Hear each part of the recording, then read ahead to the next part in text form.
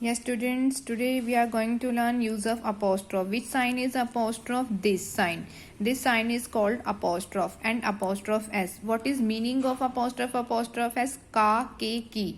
And these two are used to show possession. Possession क्या होता है? अधिकार या हक. किसी भी लिविंग बीइंग का possession शो करने के लिए हम apostrophe s का यूज करते हैं. लाइक मीना, चिल्ड्रन, लेडीज, ये सब क्या है? लिविंग बीइंग्स हैं. इसलिए हमने इनमें इनके लिए क्या यूज किया? apostrophe s का. अब apostrophe का यूज कहाँ होता है और apostrophe s का यूज कहाँ होता है? जिस पर्सन का, जिस लिविंग बीइंग का हम पोजेशन शो कर रहे हैं, अगर वो एस से एंड नहीं करता, okay, then we use apostrophe S. Like Meena's dollar, Meena word जो है वो एस से एंड नहीं कर रहा है, इसलिए हमने इसमें क्या यूज किया? Apostrophe S. बट यहाँ जो आप देख रहे हो लेडीज बैग है, this word is already ending with S. Ladies ये ऑलरेडी एस से एंड कर रहा है, इसलिए हमने इसके बाद क्या यूज किया है? Up only apostrophe. ओके, तो apostrophe S are used to show possession. If your living being ends with s, then we use only apostrophe. If it doesn't end with s, then we use apostrophe s. Next, to show time and distance. Time और distance show करने के लिए भी, like 2 दिन का समय, 1 week का time, तो हमेशा इनके लिए भी अपोस्ट्रोफ का यूज होता है. अब 2 डेज है, डेज जो है वो प्लूरल एस से एंड कर रहा है, इसलिए हमने इसमें क्या यूज किया है? अपोस्ट्रोफ का.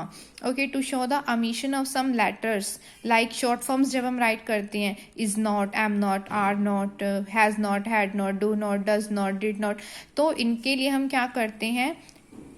जिस लेटर को हम राइट नहीं करते उसके प्लेस पर हम क्या यूज कर देते हैं? अपोस्ट्रोफ का. अब डिडंट, हैजंट, इसका मीनिंग क्या होगा? Did not, has not.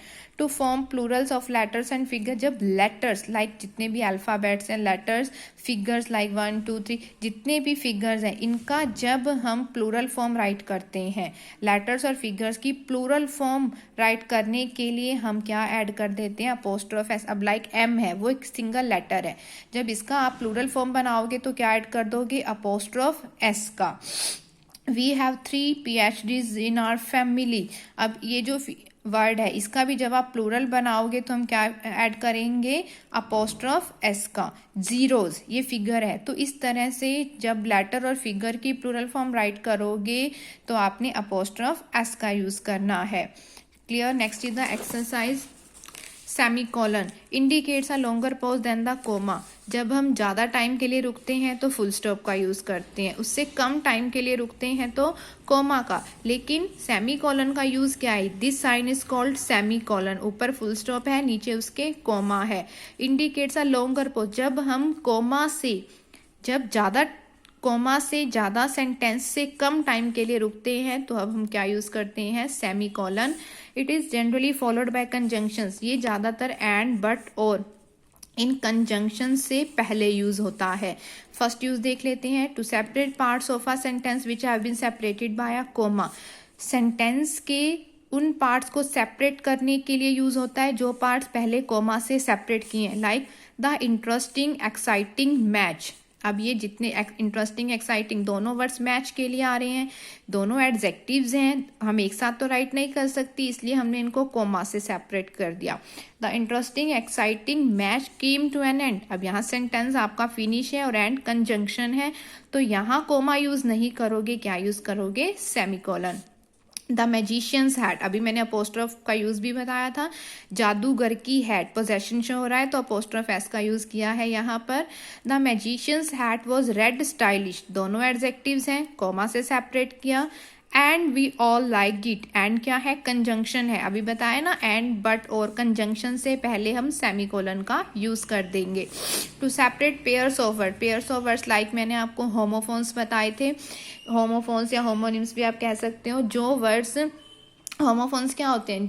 Jin words की साउंड सेम होती है बट स्पेलिंग्स और मीनिंग्स डिफरेंट होते हैं, तो ऐसे वर्ड्स को, अब पेयर होती है इनके, लाइक कॉम्प्लीमेंट, ये सीज, ये आर्म्स है, ठीक है, तो इन दोनों का पेयर है. इसको तो कोमा से, इन दोनों वर्ड्स को तो कोमा से, बट कंप्लीट पेयर को सेमीकोलन से सेपरेट करोगे. Next colon, this sign is called colon. Use कहाँ होता है? इधर इंट्रोड्यूस अ कोटेशन और स्पीच, वही हमने पहले डायरेक्ट इनडायरेक्ट स्पीच का जो मैंने बताया था, जो स्पोकन वर्ड्स होते हैं उनको हम इन्वर्टेड कॉमाज में रखते हैं। ओके इसी तरह से सेट के बाद वहाँ हमने कॉमा इन्वर्टेड कॉमास का यूज़ किया था, बट जब कॉलन का यूज़ करोगे तो सेट के बाद ओनली कॉलन लगा दोगे आप। To introduce a list, list कैसे, like the ingredients required for the cake are. अब इंग्रेडिएंट्स तो बता दिए, लेकिन ये सारे इंग्रेडिएंट्स जो हैं, ठीक है, ये लिस्ट है, like floor, eggs, sugar, baking powder, ये सब हमें केक बनाने के लिए चाहिए होता है। तो इस लिस्ट को सेपरेट करने के लिए भी क्या यूज़ करोगे, कॉमास का, बट लिस्ट को इंट्रोड्यूस कराने से पहले क्या यूज करोगे, colon. Clear? This was use of punctuation marks.